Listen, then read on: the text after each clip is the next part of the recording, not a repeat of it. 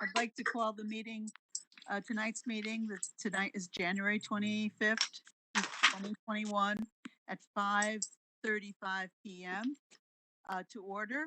And this is our first meeting for 2021. So welcome all.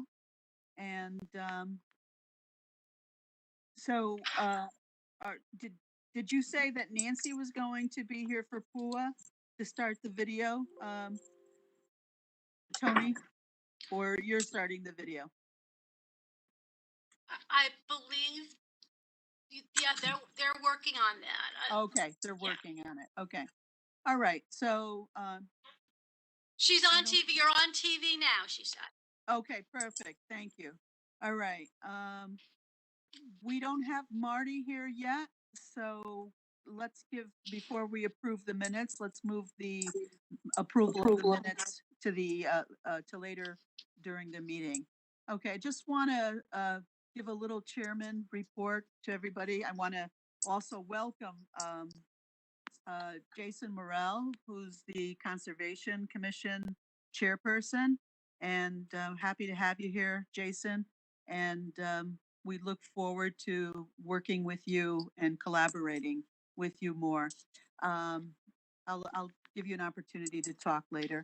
And okay, and so let me just remind everyone that we have COVID testing February 14th at 1:30 to 4:30 p.m. at the Center Building Gym.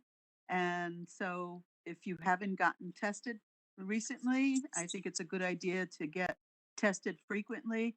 Um, it's highly recommended that you go to the Center Building Gym and get tested. And we also have a testing site locator on the agenda. So if you were to copy it and put it in your search engine, you would be able to find other sites. Also, the COVID-19 vaccination are out.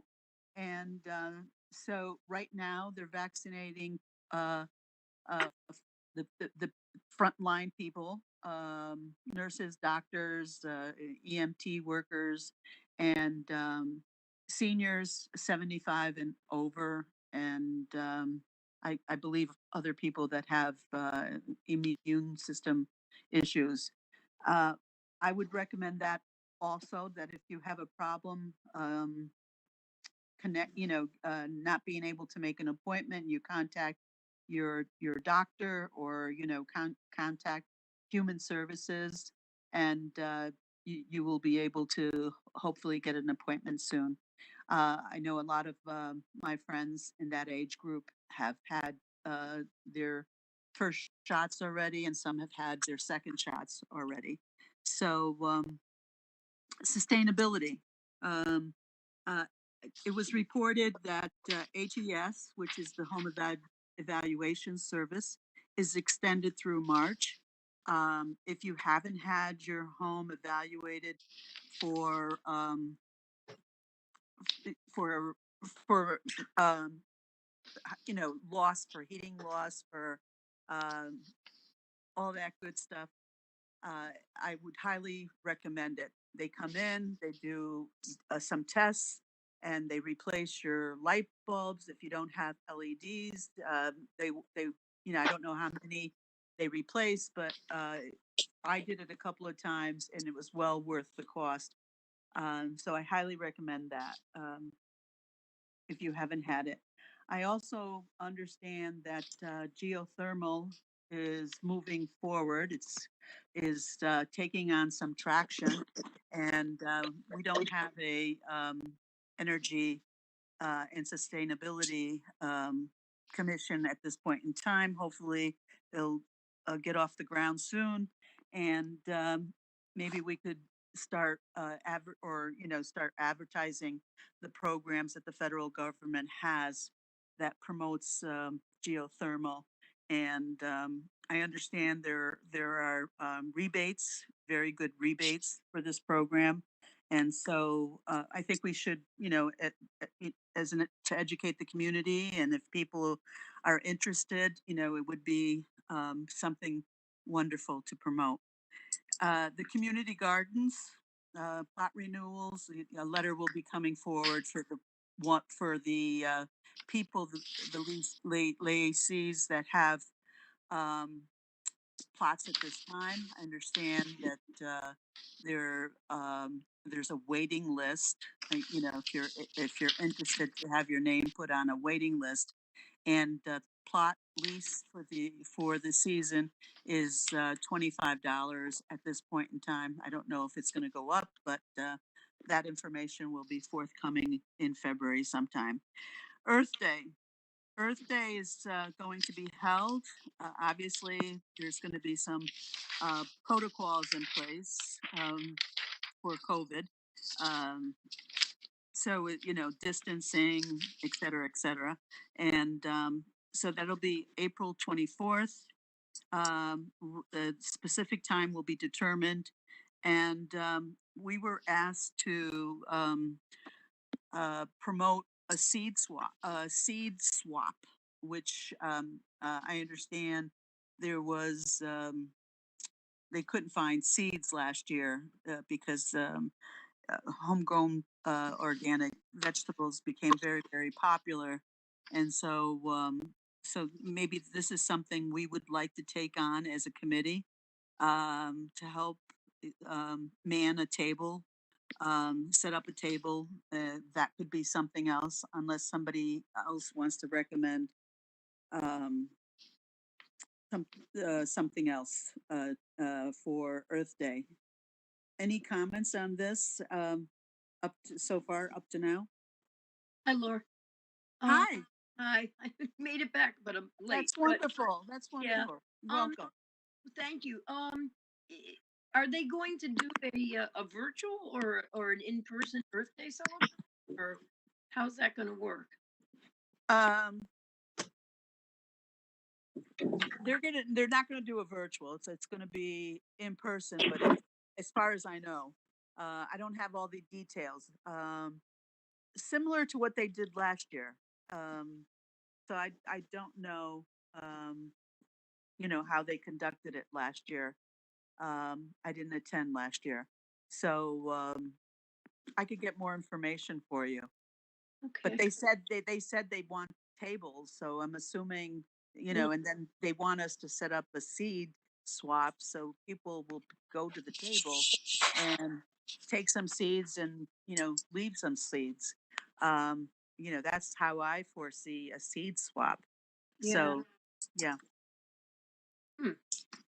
Hey, Laura, your video went out. I don't know. Okay, let me see if I can. I don't know what happened here. Tap the mute and it says, I don't know. Okay. I can't seem to get it back. Well, we can hear you. Okay. All right. Nice to see you, though. Yeah, nice to see me, but yeah, sorry. It says audio only mode, you know. I don't know why. Let me try again. Do you have a little camera? Yeah, I do. I was just on with the camera. So right now. All right. So let's continue. All right.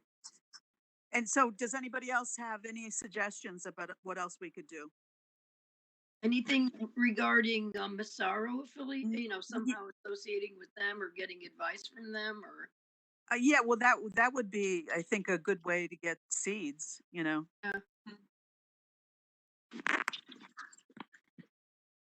Um, I don't Leslie, know. do you want to contact Massaro and see, Sure. since you made the suggestion, do you want to contact them and see how we can do a seed swap? Yeah, I can ask. Sure. Yeah, I mean, yeah. I don't know that the general public's going to have so many seeds to share, but Well, you'd be surprised if they're gardeners. If they're Yeah. gardeners, they will, they will have seeds. yeah. All right. All right, I and will. all right, and anything else? Did we consider anything about safety? We were talking about that last time, and especially now. We haven't gotten there yet. Okay. We're Okay. still going through the beginning of the chairperson report. Okay. Okay. All right. So, okay. The other thing we could talk about is the former Country Club of Woodbridge property. The status quo. There's, I don't know of anything else that's going on there. The old firehouse, the renovation is continuing. Um, I believe the high school is looking into taking over the top portion of the facilities. They're still interested, and okay. So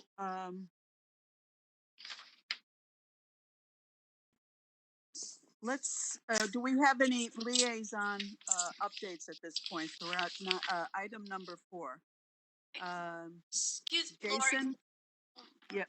excuse me, Laura. I just wanted to bring to your attention. I think you skipped over diversity and inclusion and grand list. I didn't know if you had anything to report. I know that was on your agenda. Okay. It's not on this agenda, so maybe I didn't keep the right agenda. Okay, so diversity. Okay, so diversity and inclusion is moving along, and it's moving along, and a lot of great things are being discussed. Looking into hiring practices, looking into embedded, looking into equality and diversity of for all the town employments. It's really an excellent committee. I'm very excited, to be involved with it, and looking forward to the great things that they will be able to promote. So, and then what was the other item? It was grand list. Oh, the grand list. I just wanted to say that the grand list has been it's not as high as it used to be. So um, because of the housing situation, I know there's a flurry of sales now. So hopefully this year there will be an improvement on the grand list, but the grand list what has gone down, and so people need to be aware of this. That um, for tax purposes and whatnot, um, we, our belts need to be tightened, um, because the taxes aren't coming in, and it's unfortunate, but it's just the reality. Some of the homes that were worth millions of dollars sold for maybe half of the price a few years ago. So hopefully the market is going to turn around, because most of our taxes come from uh, residential property owners. We really don't have uh, a huge commercial, uh, property support. I mean, that's something that the town has always been looking to do, was to promote that. And okay, Jason, can you report on what you are doing with your conservation commission? Yep, gladly. Hi, Thank you. everybody. I'm going to just cover 3 things that Conservation's been working on recently and will be working on coming up. The first item relates to parcel over on 57 Park Lane. It's an 8-acre parcel. 5 acres are being clear cut or have already been clear cut, and a solar farm is going in. Oh, that's wonderful. That's wonderful. Yeah. Kudos to you. Well, it's a mixed blessing of sorts. Uh-huh. Because it is eliminating open space. It's an unusual spot to clear cut because it's in the middle of the forest. Right. but its location is right next to a power substation. So it is yeah. reasonably easy to connect the solar farm down to a substation. Wow, that's wonderful. It's a 999 kilowatt farm, because if you hit the 1 megawatt level, you are kicked into a different classification. And the company that bought the property is located in Minnesota. It's an energy company. Conservation, it's already been approved. Things have already happened. The clear cutting has been, I think, nearly completed at this point. The issues around it are how it has necessitated a realignment of trails in the area, and it broke a couple trail connections. So we're working to realign the Blue Trail, which is part of our designated greenway in town. Yeah. And we are also trying to restore an easement across that property to reconnect a trail connection. We did a site visit, and it looks as though there's some potential. There's also a arguably historic foundation that's on the property that might be either destroyed or disrupted in the process. So we're trying to figure out ways to both restore the trail connection as well as preserve the old foundation. We believe the foundation is related to an old whetstone quarry, which might have connections to an old cutlery factory, which is also on that side of town. Wow. So on one hand, it's nice that we have a solar farm going in. My personal feeling, I won't speak for the commission on this, is that solar farms are great. I advocate for I advocated for years for a wind turbine up at Massaro. I haven't got that, but I noticed Massaro got more solar, so yes, yay for that. Yeah. But on the downside, it is clear cutting forest and disrupting trails and potentially some historic sites. So it's, like I said, it's a double-edged sword. There's good and there's bad to it. Right. But at the same time, the solar will cut down on the CO2, and so that that makes up for the cutting of the trees. So it's an interesting project. We'll see where it goes. There's another parcel for sale further down Park Lane. And there are other couple parcels that are sort of landlocked. So I don't know if there's going to be interest by this developer to acquire these parcels and clear cut them and install more solar. So it's a developing process right now. And so that was and so these were town-owned properties. These were it was not a town, it was a privately owned property. Oh, privately owned. The town had been looking at purchasing it back in 2015, but the price was double what the current owner paid for it. Okay. Yeah. And it was questionable as to whether or not it could be developed upon. Yeah. Okay. We never thought a solar farm would be developed on it. We only thought houses or buildings. So right. It's a new angle. Absolutely. And what about who's going to benefit from the solar? This company, obviously. Yes. Yes. Okay. Will the town benefit in any way for the solar? Other than saying that we've got a solar farm in town? Yeah. That might be it. That's it. That might be it. Okay. Personally, I would love to see the solar farms installed on properties that are already cleared. Yes. That don't cut through and wipe out some natural habitats, especially when they have wetlands. But, right. I agree. Like I said, this has already been moving through. It came to our attention probably 8 or 9 months too late to really have any input into the process. So right now we're just trying to lean on the goodwill of the developer to allow us to cross the property outside of the solar farm area. Yeah. And also ask them to move their fence just 20 feet to avoid disrupting the old historic foundation. Got it. So that was one item. Okay. Right. The second item is our upcoming meeting is going to be to discuss the use designations of open space. And this somewhat dips into Cupop a little bit in terms of what the use of publicly owned properties are. So we're going to develop a draft. This is going to be focused exclusively on the open space in town. which does lean into recreation fields because they are considered open space technically. So we're going to look at prior work of Cupop, and Sheila McCreven has passed along some information to me on that. Right. Well, And this was something we were working on when Sheila was on, and we yeah, were you working. remember that? Yep. Yes, I do remember it. Yeah. Yep. Yeah. So Yep. conservation is going to produce a draft, and we're going to share that with Cupop and Rec, and see Okay. where it goes and how it might dovetail with other existing protocols or policies that the town has already implemented. Great. Okay. And the third? go ahead. And I was going to say, and the third item is just, we had been approached by the Monunketuk Audubon Society. They're based out of, I want to say, Brantford. And there is a Boy Scout project on the books to place 20 tree swallow houses.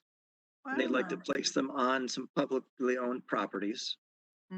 And there's been already some discussions in conservation about where to place them. The Fitzgerald tract was the first that came up. Yeah, that was the first one that I just thought of. Yeah.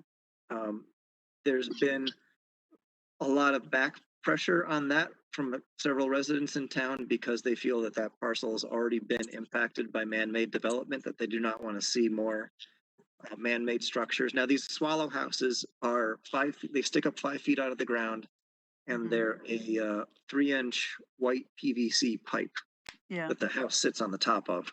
Right. So they do present, and there's about an 18-inch circular baffle as well that keeps out snakes and other critters. So there is some visual aspect to it that needs to be taken into consideration.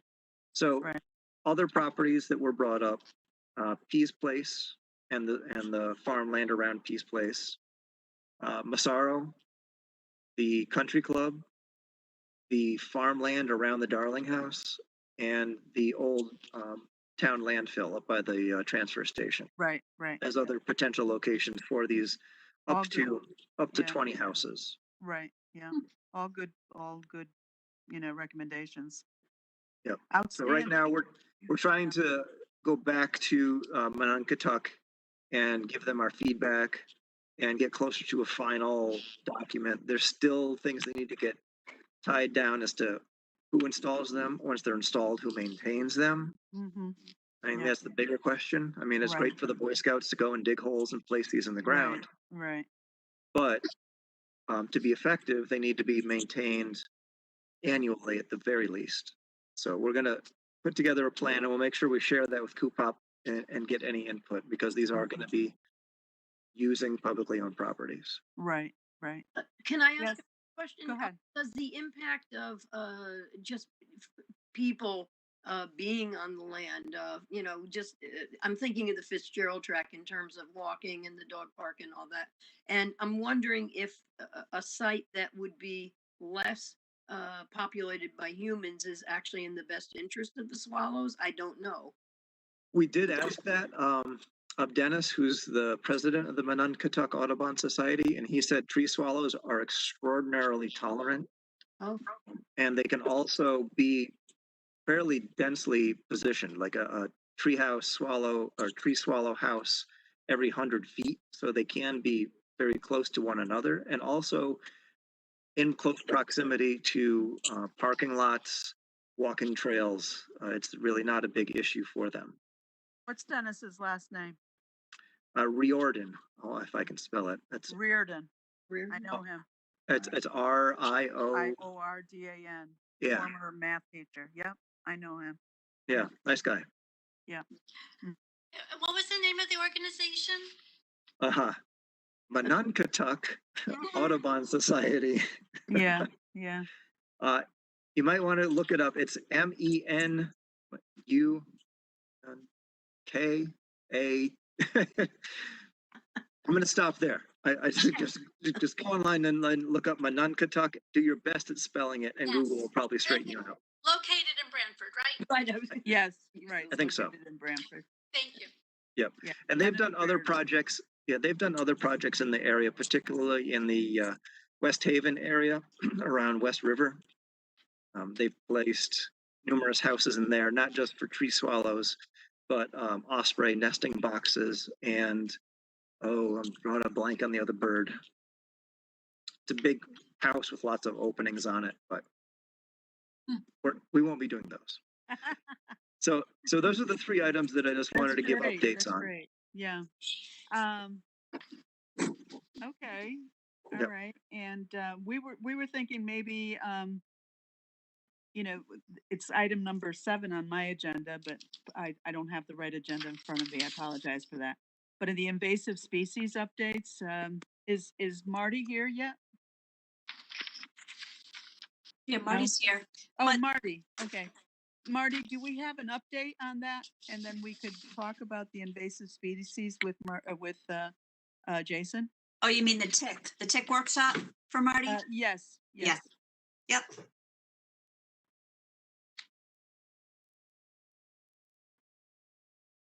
He disappeared.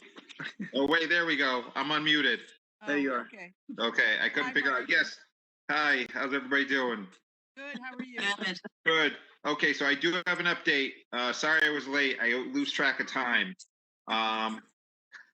So I did hear back. He does do virtual seminars, and he has available the weeks of March 15th, March 29th, or probably just about any time in April. So Okay. we picked 1 or 2 for me to bring back to him. Then we could just confirm, and he could set something up. Okay. Would it be? Could we do it during our meeting? Yeah, I don't see yeah. why not. Yeah. What's the date of our meeting? I don't have my calendar in front of me. For March. March 22nd. March 22nd. Would that work, Marty? Doesn't look like it. How about maybe go to the April meeting? He said weeks Sure. of March 15th, Okay. 29th. April 26th is April. April 26th? Yeah. No? March 15th. Yeah, so we could shoot for, I could reach back out to him and see if he could do April 26th. Okay. And if not, we'll try to move our meeting. Okay, All right. We'll work on sounds moving good. our I'll meeting. report back once I hear something from him. Okay, great. Marty, great. who are you talking with again at the state? His name is Kirby Stafford. Kirby Stafford. And he's at And he's the chief scientist state entomologist for the Department of Entomology for the Center for Vector Biology and Zoonotic Diseases at the Connecticut Agricultural Experiment Station. Okay. So, All right. Well, that leads into the invasive species. So Patty and Nancy, do you have any updates for that?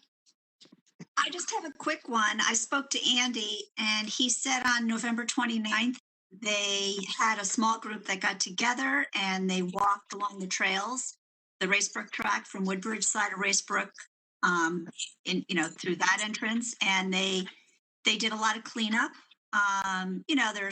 There's a lot, 35 miles of trails, so they did the best they could with basically just fallen trees, brush, and if there was an invasive or otherwise in the way, they would obviously clean it up. But it's a big undertaking. It was winter, cold, Yeah, so yeah. they did the majority of the things that were down from the previous storms, so they got a lot done.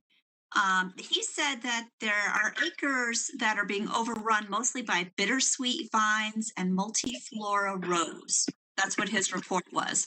Yeah. So those are the two invasives that he sees the most of that we could maybe focus on in the spring with maybe another task force that, could group.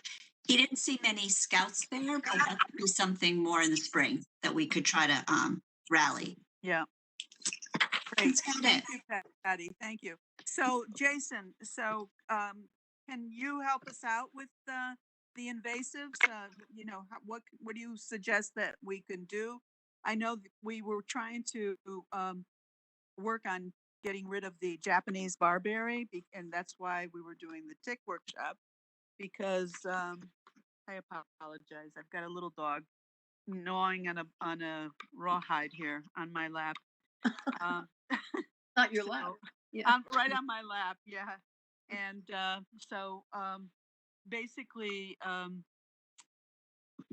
I think, we're doing the tick because we know that the barberry bush attracts white-footed mice, and they attract the ticks.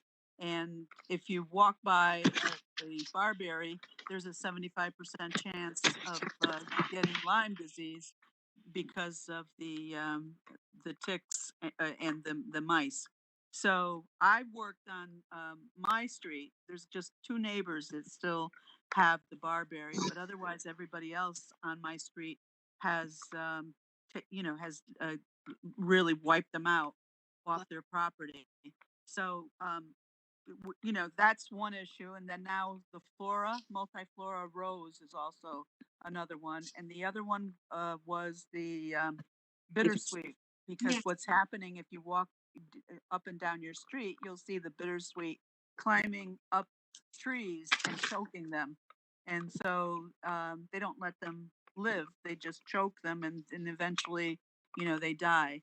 So if you see bittersweet, they just need to be cut off, and dug out, you know, because they're also very, very, very invasive and very bad for our um, our natural environment.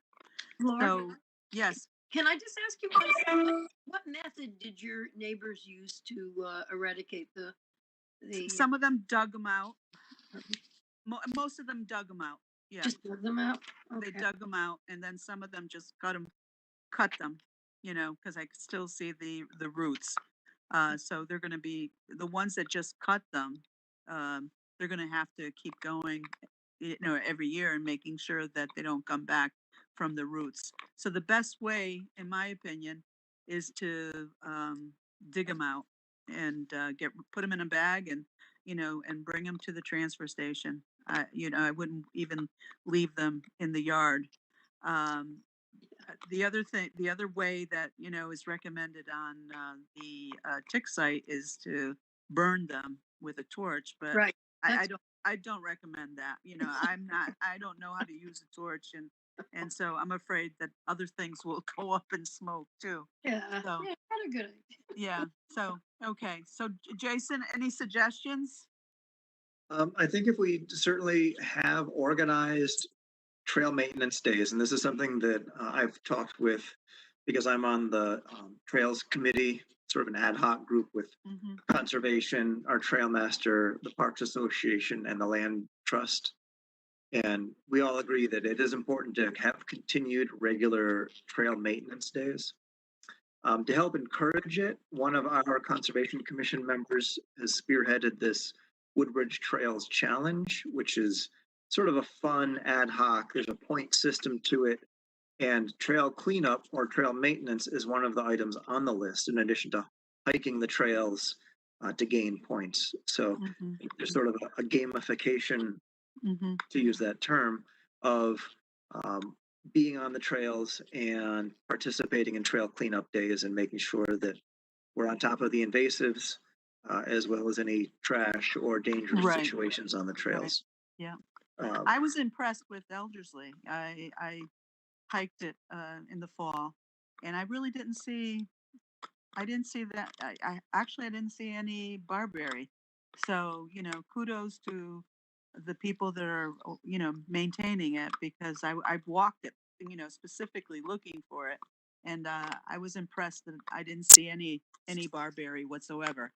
The Yeah. other challenge is, okay, yes, we're in charge of publicly owned property, but how do we get town residents to look at their properties to make sure it's a health issue, and also the birds eat the seeds, and then what the birds do is they transplant it to your neighbor's properties or to town owned property, and it's a vicious cycle. Yep. So, how do we get our town residents to look around their property and to, eradicate, especially the barberry and Well, it's really just a public education endeavor, yeah, marketing and education, yeah, and maybe allocating funds in the annual budget for our various committees or commissions to set it aside for marketing purposes so that we could do a mailer to everybody in town saying, here are 4 invasive species to look for on your property. Have a little, make it a black and white picture, explain what they are very briefly, why they should be removed. And it's something that would have to go out, in my opinion, annually. Yeah. And the timing is also somewhat important. Yes. There's certain times of the year when it's easier to identify these invasive species. Right. Right. Often it's late fall because the invasives tend to hold on to their leaves longer than the native species. Right. Or a burning bush is an easy one to spot in the fall. Oh, yes. Time because it turns bright red/orange or even pink. Well, what I did was I walked with my neighbors on the street, up and down the street, and I pointed the burning bush, and I pointed the barberry and the the roses and the creeping what's it called again? The creeping Creeping Jenny. Creeping Jenny. Yeah, the creeping Jenny. And so I'm willing, to show people walking. I think that that's also a very good way, like to go up someone's street and just walk with them, socially distancing, and just saying, okay, this is that. I think we should just concentrate on maybe 3 to 5 of them at this point. Yep. And then, I think if we do all of them, it just becomes too much. But if we concentrate on, one year we do these 5, the next year, the next 5 or whatever, I think, it could be better handled that way. Yep. Any And comments? I think it's also worth having at least one annual trail walk dedicated towards invasive identification. Right. I agree. And Any right other now we've got a trail master who is also a certified master gardener, so he has an eye for these things. Yeah, we had him speak to us back in I think it was December. No, November, and we've spoken to him a few times, and so we definitely need to count on his expertise. We're excited to have him on board, and we're looking forward to a collaborative relationship with him. Yep. So, okay. Any other comments from any other members so far on these topics? Okay. I also wanted to report on. I know Chair Robert Klee is not here this evening, but the TPZ housing hearing is continuing. And Monday, February 1st is the continuation of the TPZ housing hearing. And I believe it may continue after that also, because I understand there are a lot of people that have, opinions pro and con. And so hopefully the right decision will be made for Woodbridge, and which is beneficial for all involved. Okay, the dog park update. Any Leslie? And Nicole's not here, as I said. She called and let me know she couldn't be here this evening. I kind of did delegate it to her. That's why I didn't call. Okay. Okay. I'm sorry. No problem. No problem. All right. So maybe in the next time we'll table this one for the next time. Okay. And so our next meeting. Any other comments at this point or questions at this point? Laura, were you going to vote on the? Oh, sorry.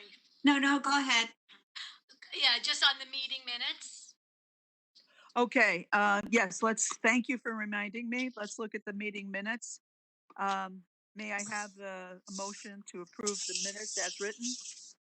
I'll make Leslie was a motion to approve the minutes as written, or if you have any changes?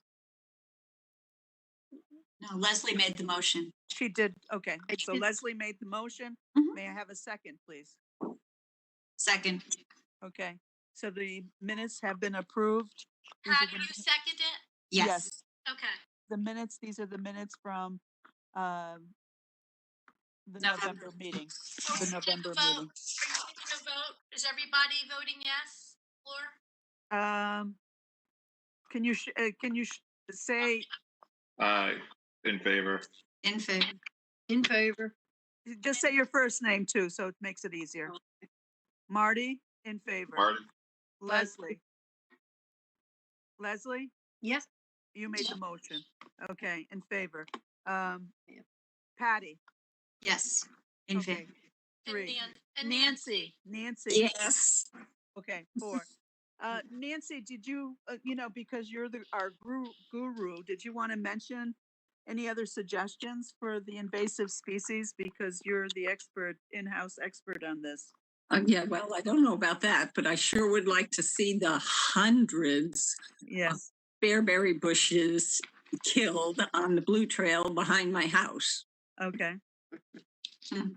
Well, that's good to know, so that this way Jason and I can let Betsy and the town know, and we can go look for them. They're very close to the Scout House. Okay. All right. Jason, you'll take care of notifying. Yep, I think what we'll do is I'll work with Andy and we'll come Okay. up with sort of a maintenance plan of sorts. Okay. And maybe also talk about some sort of public outreach. Good. Great. Thank you. Thank you so much for that. And okay. So our next meeting is the 22nd at 5:30 p.m. via WebEx. So just a reminder to everyone, but it didn't work on my iPad. So what you do is you just click on the link, and then it should bring you right into the meeting. If you have any problems, then just call in with the phone number, and you can join us with a phone number. If you would like to have a dry run, to go through a dry run with Tony and myself, just let me know, and then I'll make arrangements with Tony when she's available, because she's a very busy person, and she has a lot of responsibilities, and we appreciate all the work that she does for us. And so we're trying to accommodate her also. So just let me know, and then I'll make the arrangements with Tony, and we'll do a dry run.